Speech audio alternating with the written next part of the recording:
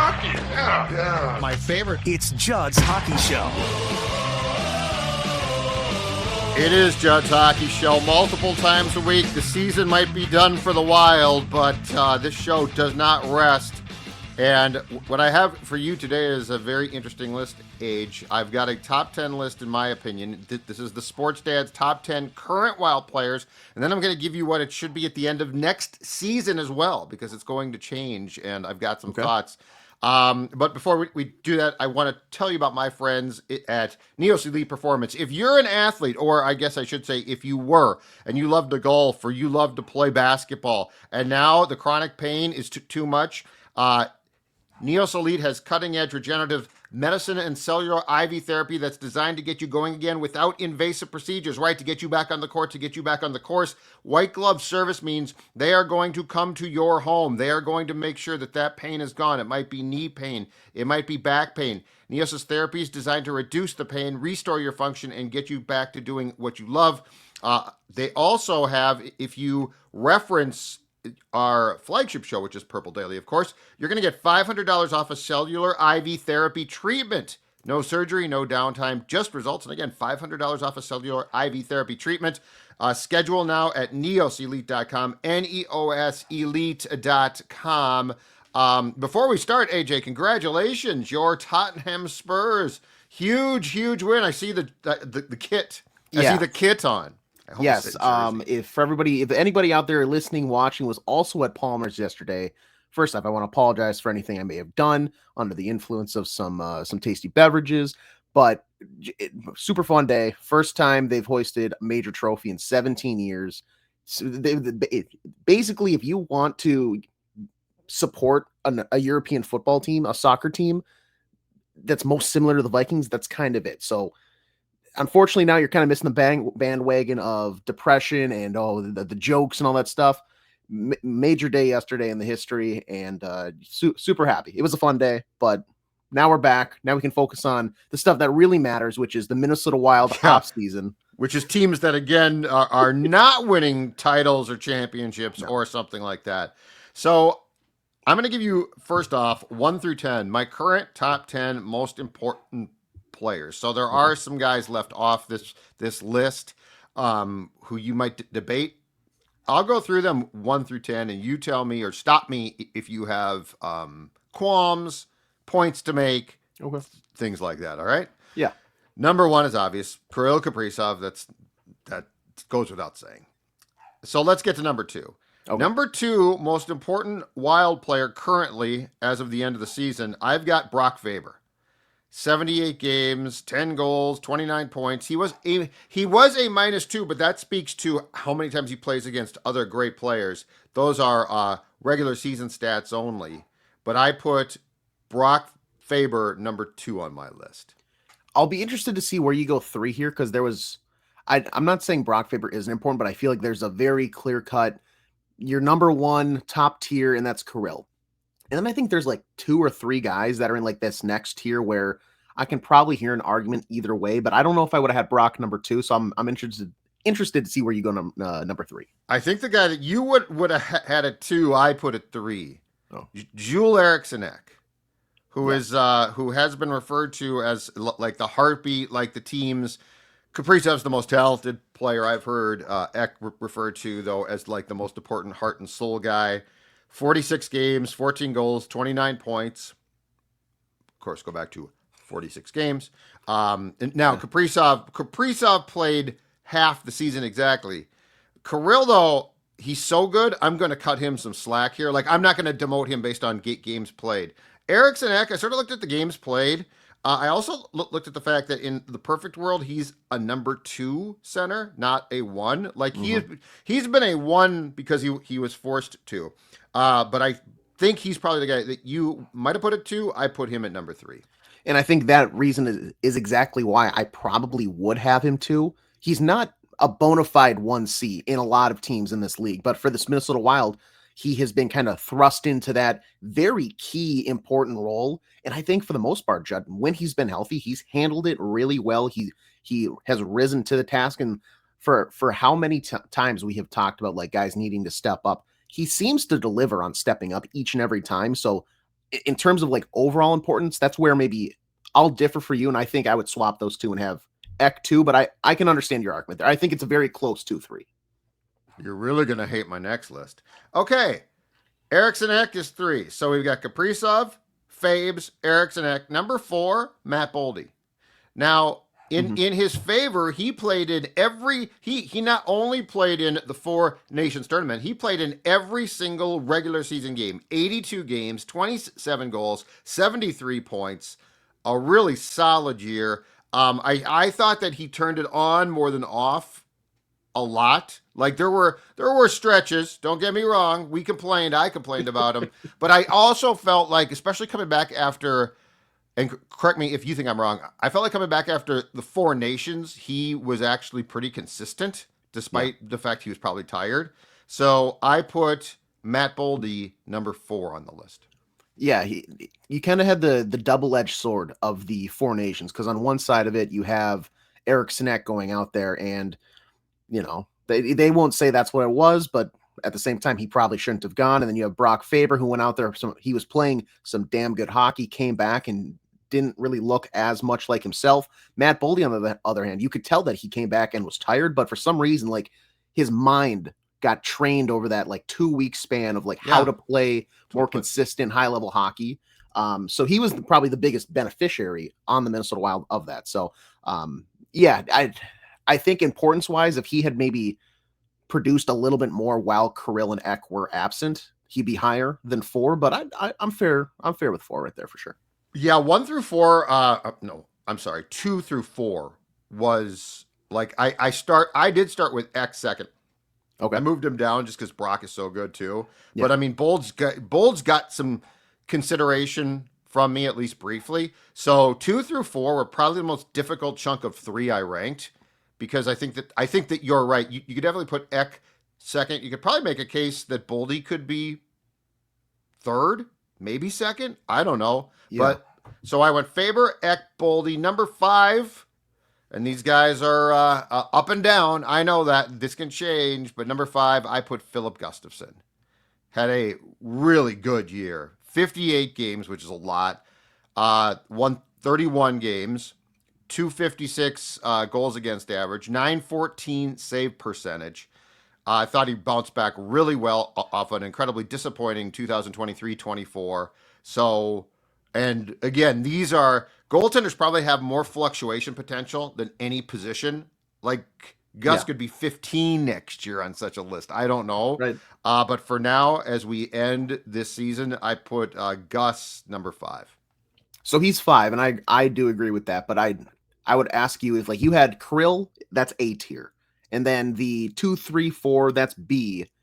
Are we still in B tier? No. I think it's fair to say I thought about that. Yeah. Kirill's in his own tier. Yes. Faber, Eriksson Ek, and Boldy are in the next tier, and then Gustafsson would be in, and so that's 5. So 5 through 10 would be in a next tier. I don't think you draw a line when I go through 5 through 10. I don't think you would draw a line and like say 7 through 10 is a different tier. Mm-hmm. But yeah, no question about it. If they were tiered off, I just went into a lower rent district. That's well put. He played out of his mind this past season, especially into the playoffs. Like, I'll give him his flowers there, but it's just goalie fluctuates so much, where some years you see teams that just have almost no goaltending make insanely deep runs or just flat out win the cup. I mean, keep in mind, Darcy Kemper is a Stanley Cup champion, and on that run, he played some good hockey, but at the same time, it's not like you could have... The Oilers. It's not like you couldn't have rotated him out with a slew of other, Joe Schmo goaltenders in the league, and also they had done the same thing. So, and to your point, the Oilers right now, they're not getting a lot of help back there, but they are in a prime position to go back to the Cup Finals. So, I'm fine. I think the 5 is great, but I would agree that it's now we're in that C tier. But I'm glad you brought that up. He's number 1 on C tier for sure. All right, number 6. Matt Zuccarello, 69 games, 19 goals, 54 points, still solid. He is, when he's going well, he's very, very good. I don't know that he's consistently going as well. as much as you would like, but I mean, he is a very smart player. He definitely is a plus player still. He's not young. He's near, it sounds like from how he talks, the end of his career, but he still brings enough. I debated on this a little bit, but I decided to put him in the number 6 position among the top 10 current most important Wild players.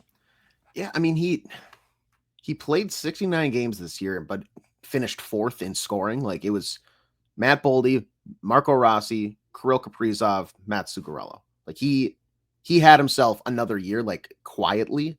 And I think that's his thing. Like, he, as much as we do like talking about the pass happy Twins and how he is a pass first guy, I mean, on the other side of it, he also shot the puck a little bit. He had 19 goals. It's not like he was only a pass first guy. And he kind of seems in these later years of his career, he sort of has now flown under the radar. Unfortunately, not in front of the net for pucks with friendly fire. That was the story of the season for a while. But Matt Zuccarello heading, what is he going to be, 38 next year, Judd? Yeah, like, I think he's saying that might be it. Okay. He's saying that might be it. Yeah, he still adds enough to be considered a valuable player, for sure. The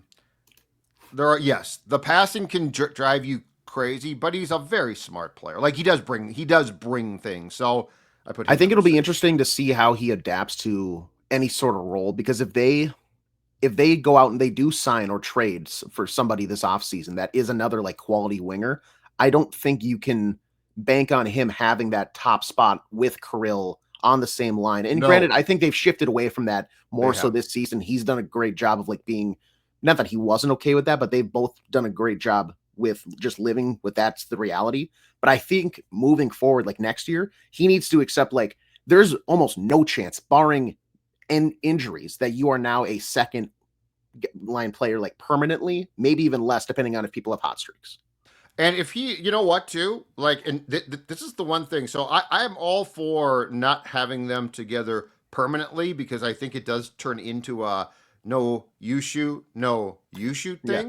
But as I said in the playoffs too, I have no opposition to putting them together at times. They're very good in spurts. They're very, very good in spurts. I don't understand why they don't. Like, you can juggle your lines like that. It's not going to, the world's not going to end. I hate when you constantly juggle your lines, but when you do it with some strategy behind it, I actually like that. And so, yes, Zuccarello, unless he falls off a cliff, which at his age is potential, in my opinion, remains an important part. Number 7, it's the captain, Jared Spurgeon. 66 games. This is going to be a theme of the next 2 guys, okay? But Jared Spurgeon, 66 games, 7 goals, 32 points, +8, still an incredibly smart player when he's healthy. As I like to say, he stabilizes things for sure.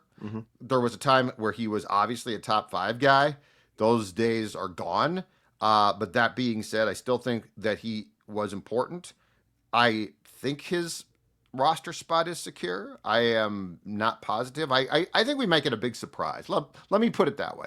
Okay. I would not be shocked if Bill Guerin surprises us with some type of trade of someone that we don't expect to be dealt. But anyway, Jared Spurgeon has fallen, but he is still within the top 10 of this list. And I think that's fair.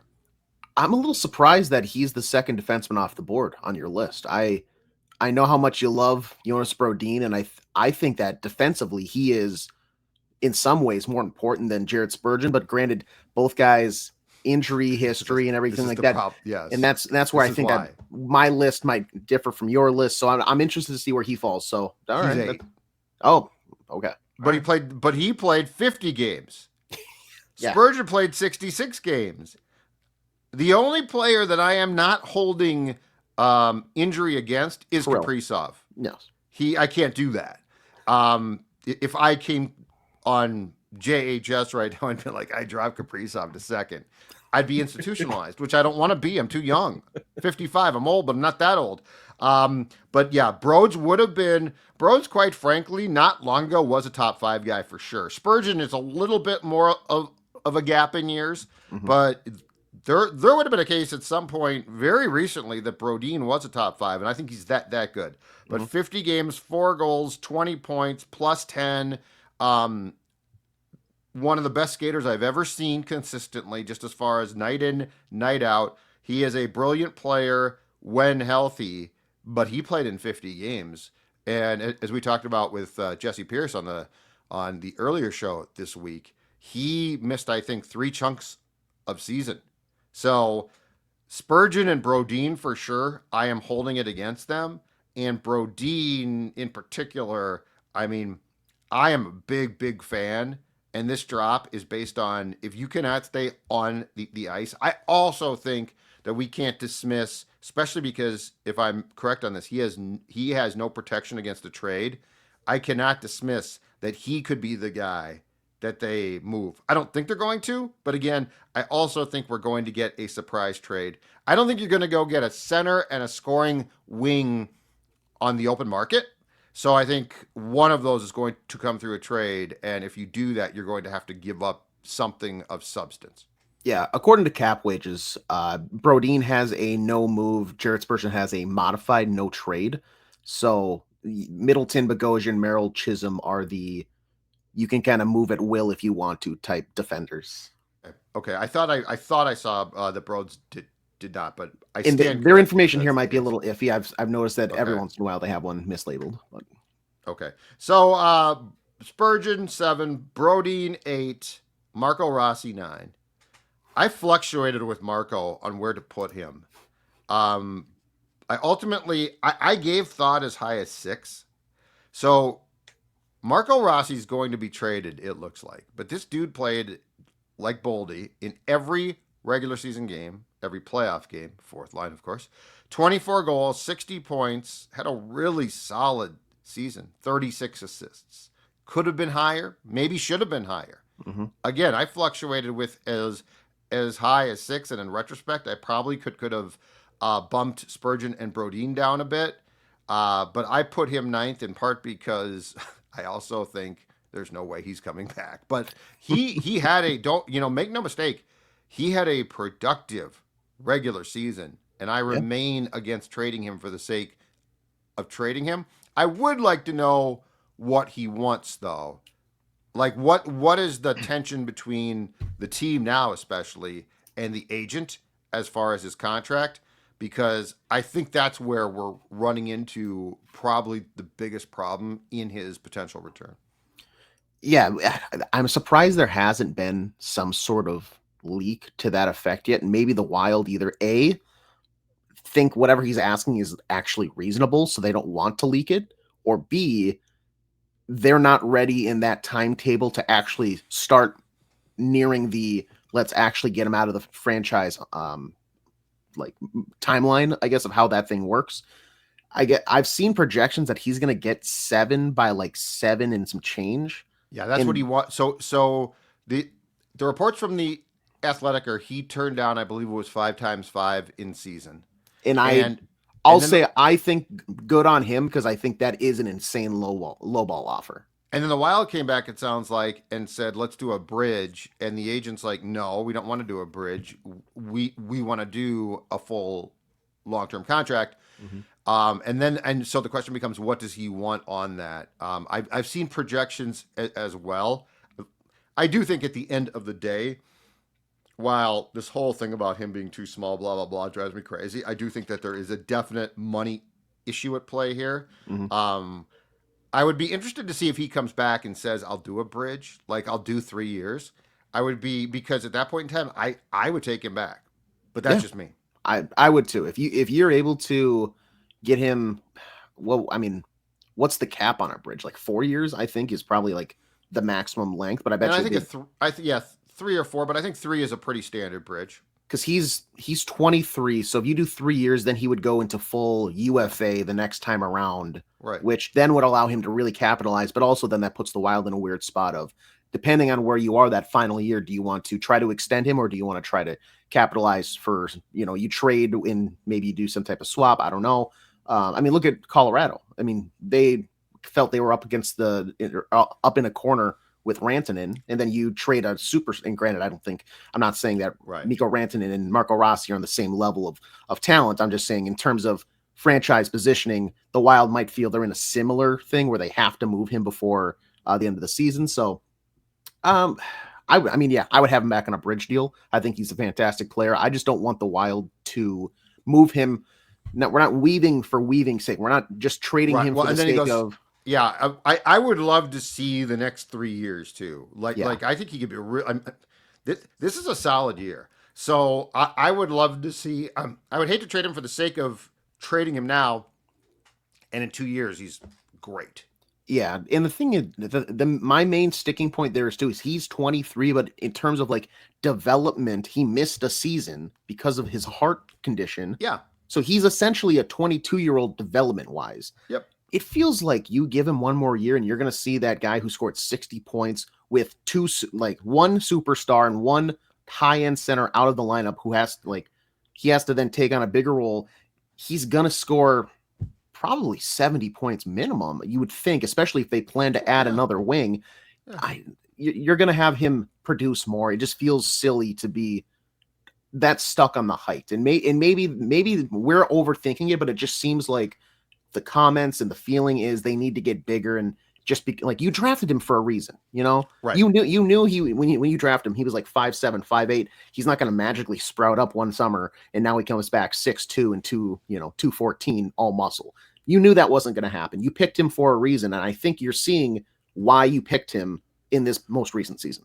Yep, and he also does not play small, which I really like. It's if he played small, I'd be like, deal him, who cares? But he doesn't play small. Yeah. And he goes to the front of the net. He scores greasy goals. Like he does.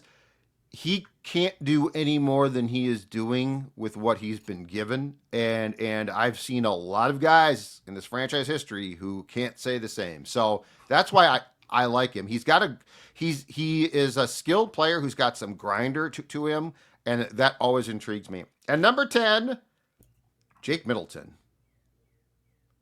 Okay. 67 games, 8 goals, definitely more a part of the offense. Again, he missed time as the entire team did, as certainly the blue line did because of injury. 21 points, plus 11. So no Marcus Foligno. That one surprises me. He's the next man. He was the first man off the list. Gotcha. Ryan Hartman. There's a big gap there, by the way. Foligno, first man off the list. Boy, should I put him on Ryan Hartman. And if you are so inclined, like if John Hines, if you are watching this right now, no, Freddie Gaudreau did not make this top 10 list. So Kaprizov, Faber, Ek, Boldy, Gustafsson are my top 5. Zuccarello, Spurgeon, Brodin, Rossi, and Middleton are my bottom 5. I think at the end there, my biggest swap would be probably throwing Marcus Foligno in over Middleton for that final spot. And maybe that's the recency bias of just what we saw in the playoffs, because I thought that he was. Yeah, well, Hartman has a case off of that too. Yeah, he ain't making it. No way. Yeah, so that's probably where you can't go off of that. But Foligno, he seems he's been on the ice and off also the leader that kind of just gets like the energy level up, gets the guys ready at certain times, can really steady a room if needed, whether it's by flipping the switch to, hey, I'm angry, I'm going to let you guys know how it is, or in the joking matter, I know you have your own opinions on who should be the captain of the Minnesota Wild, but Marcus Foligno, I think, does everything right in that sense, wearing the A. Yes. So yeah, I would say if my list was the final couple picks there, I'd go Middleton, but I think it's once again similar to how like the 2, 3, 4 very close kind of you could go either way. Same thing there. I think whoever's the first guy out there in 11 it's a very, very close gap. Yeah, Foligno's the only one too that I struggled with. There was nobody else. Like there was, I thought there'd be at least like, oh man, I shouldn't leave him off, or maybe him off, and I was like, no, I should. Foligno's the only one, which sort of goes to show you the lack of depth at some point. Yeah. Now that should change, and we'll get to that in 1 second, because that should definitely change in 2025-26. But before we do, guys, I want to talk to you about your mental health. I want to talk to you about the fact I am guilty of this too. the fact that we bottle things up, the fact that we don't want to talk about things because we're guys and we're going to take care of it, and we are going to not talk about it. And that is where, my friends, our new sponsor, Rula, comes into play, because guess what? They know better. And I'm going to tell you right now, as a guy who's talked to people before, it 100% helps. You won't believe how much better you feel if you get the opportunity to talk to an expert. I'm talking about somebody who knows what you're going through, and somebody who can discuss your problems so that you can then go discuss things openly with friends and family. You are going to feel so much better. They've got 15,000 therapists nationwide, very accessible and personalized for you, in network for most major insurance providers. Typical copay, only, get this, $15 a session. You can connect with a therapist in as little as 24 hours. All you have to do is go to rula.com, Judd, rula.com/JUDD.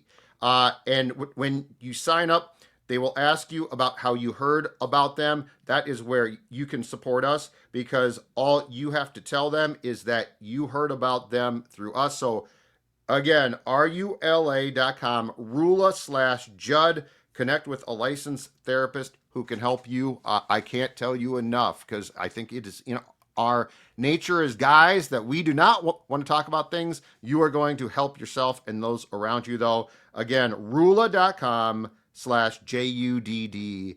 And Sports Dad telling you right now, don't be too strong. Don't be too proud. You'll help yourself. Okay, let's go through the top 10, my expectation by the end of 25-26 age. Okay. I think this might surprise you a little bit. A little bit. Kaprizov 1. Faber still 2. Boldy 3. Eriksson Ek 4. So I think Eriksson Ek, I think this is going to morph a little bit. I think this is going to change. I'm putting Boldy on. I think Boldy is going to go from 27 goals to 30 plus goals next season. I thought that was, I mean, I think I picked him to score 40 plus this past season. He ended with 27. I know. And there were some stops and starts again. If the consistency is there, like we saw at times, I think 30 plus, it should be like in the bag, automatic. Probably flirting with that upper 30s for sure. I think people might be shocked to think that Eriksson Ek's going to drop to, what did you say, 4? I don't think he's going to stay. I think he's going to get hurt again. I think he's on. I think his style of play. I think there's going to be a drop off. See, I'm thinking that it's going to be based on his importance, like role wise, because if they're going to go out and get another high end center, like just by matter of fact, he's not going to have as crucial of a role. Like you're going to have another guy there taking a lot of those reps. So like he might drift to like the background a little bit, but you're going to still see a lot of those major flashes of how good he is, but he's just not going to be spotlight, front stage, middle stage. I'm worried because he's not that old yet. I'm worried that he is the equivalent of a running back in football, in the sense that he's very important, but the body gets used up quick. Like he, in my opinion, he gets a lot of carries, and like you look at how many different times he's banged, and like he plays hurt constantly. I don't think he knows how to play a style in which he doesn't get hurt. But yes, I agree with your point on a center. Like, yes, if they go get a guy who's a 1, that also changes his role potentially, and hence his importance. But he plays such a grinding style, and he's hurt constantly, and like he gets credit for that because he plays hard as hell. I'm not criticizing. I'm just saying I'd be hard pressed to find a guy who tries to play through more as well. Yeah. And so those two things, what you said about they're probably going to go get a center, and that to me decreases what he can probably or will do, which is unfortunate, but it also is what makes him who he is. What was the thing that Kirk wore when he was here, or maybe still does, the flak jacket? Yeah. They need to get him some sort of flak jacket, because the CCM or whatever shoulder pad he has comes down to like mid torso. I need something for lower ribs, so that when he's in front getting cross-checked from behind and not getting a penalty called for that, he's still going to survive. But I mean, he's got broken leg. He's, like there's just so many things. And plus, I contend that with the way that he plays, those things that are wrong, yet they catch up to you. Like he doesn't get hurt by fluke. No, but how old is he? He's 20. How old is he? He's 20.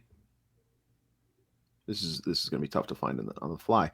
He's 28. I think he's got like 3 more years. I bet you there's a harder drop off once he gets to early 30s than before he turns 30. Yeah. So I agree with your point to an extent, but I think he's still got, like, as a 20-something-year-old, I think he's still going to be able to recover and come back and play that same way. But similar to how Jared Spurgeon has had to adapt his game post-injury, at a certain point, and I think probably earlier in his career, Eriksson Ek will have to do the same. So like the latter years of this current contract extension he's on, you'll see it there.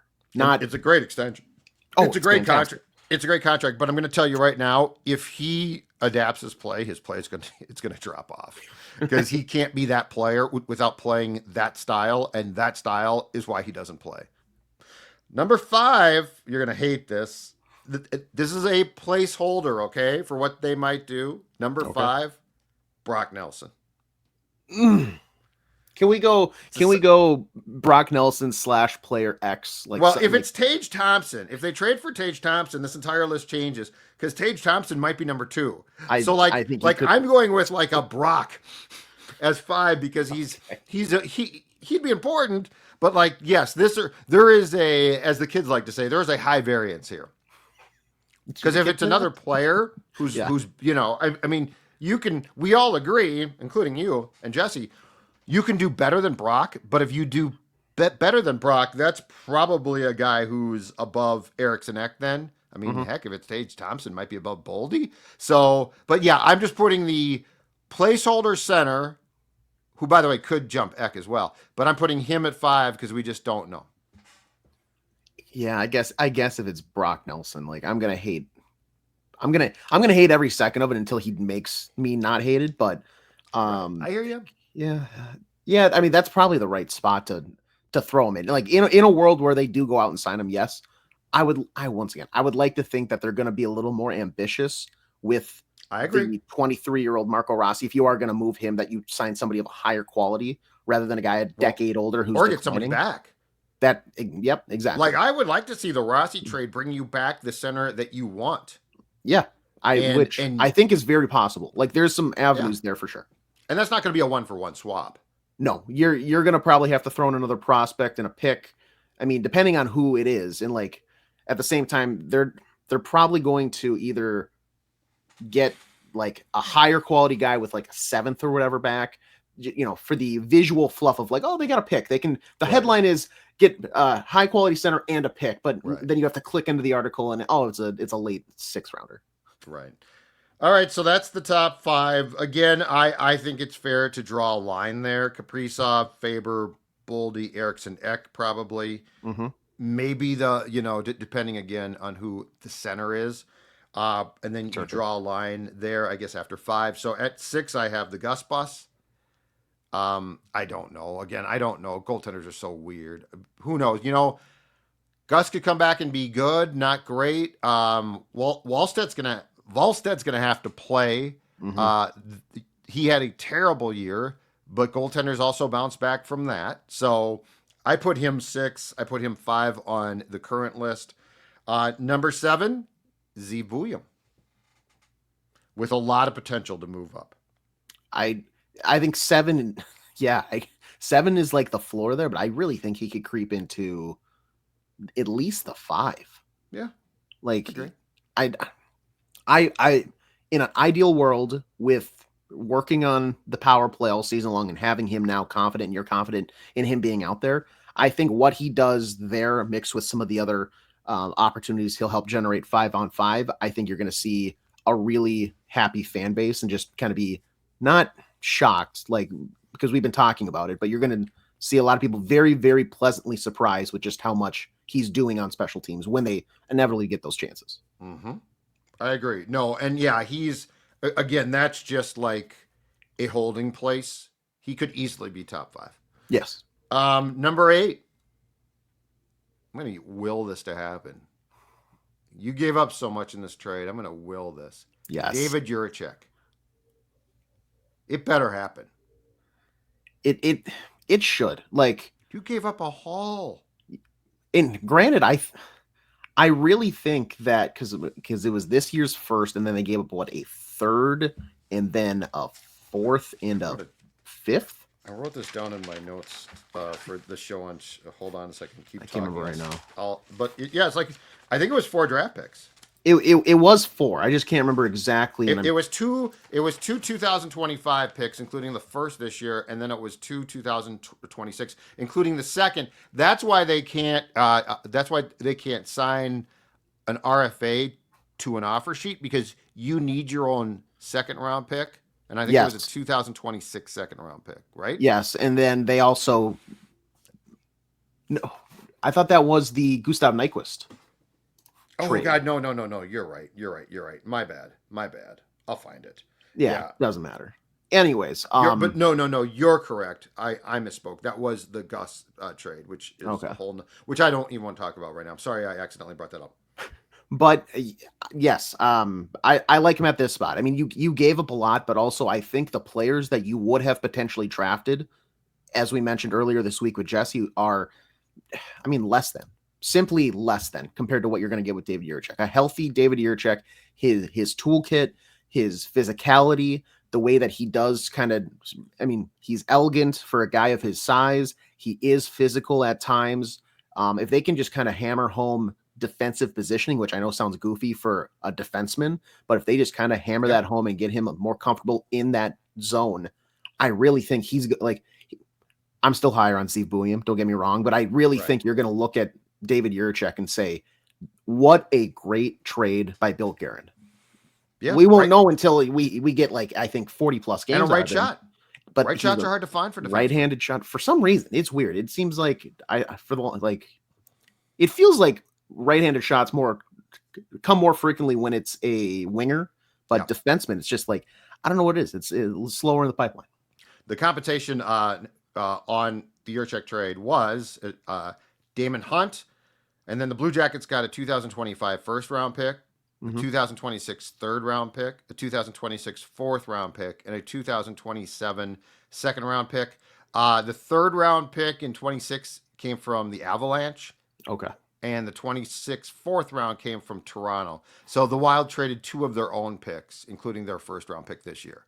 So yes, and I had a brain fart there, because the Gus Nyquist trade, which is one of the all-timers, cost them their 2025 second round pick. 26 second round pick. 26. Okay, I'm going to stop talking about the trade. I clearly have purged it. Okay, so number 8, back in my mind. David Juracek. Number 9, I left him here still, Matt Zuccarello. Wow, what a drop this is. Well, he almost got taken off the entire list. So, whoa. Yep. Yeah. So I dropped him from 6 to 9. I just think you're going to add guys. You're going to have guys step in. I mean, Buium, and let me be very clear here. I'm not expecting time in Iowa for Buium, Juracek, or Juracek. I'm expecting them to be here. So, yes, it's a drop. But he's lucky he stayed on the list too, because there's going to be one. In fact, I'm doing something on the fly right now. There's going to be one that surprises you even more than this. I think you're even being generous having him on this list, just because as you were talking, I'm thinking if you're going to do a placeholder for a Brock Nelson / whoever, you might as well do a placeholder for any potential winger that they try to sign here, because I think the wing market. I didn't do that. So in a sense, you could probably cut anybody after Brock and just slide him down one more spot, because you're going to have somebody who potentially should be a scorer, whether it's Brock Besser or. I thought about Besser. I don't think they're going to sign him. I think he's going to cost. I think he's going to break the bank too much. Yes. And I don't think the Wild's going to do that. And I can't say I disagree with that. The more days go by, I don't know why. It's just a feeling that I have that the Besser to Minnesota reality is just slowly drifting apart, because I think exactly what you're saying. I think the price is going to be high enough to where if you commit to that, there's going to be, I think, another guy or two around that same price point, if you really want to pay it, that frankly are just more consistent, dynamic, explosive players that I would rather see them go after. So Jesse's going to be saved from any sort of, Minnesota guy coming back home article. Brock Nelson. Let's move on. Who's number 10? Okay, number 10. This one's difficult. Here's